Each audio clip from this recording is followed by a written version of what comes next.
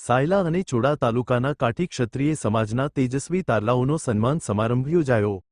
સાયલા અને ચોડા કાઠી ક્ષત્રિય સમાજ દ્વારા દજાડા મુકામે વિદ્યાર્થીનીઓનું અને ઉચ્ચ પદવી લાવનાર માટેનું વિશેષ પ્રથમ સરસ્વતી સન્માન સમારોહ કાર્યક્રમ યોજાયો.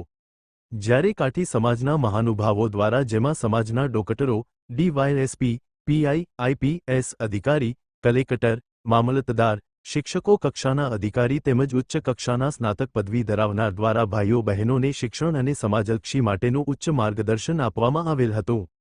મહાનુભાવો દ્વારા વિદ્યાર્થી ભાઈ બહેનોનું સન્માન કરવામાં આવેલ હતું.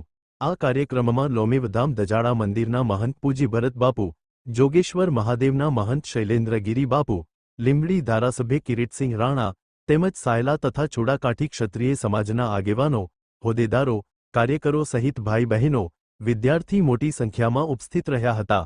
અહેવાલ સંજય પોપટ.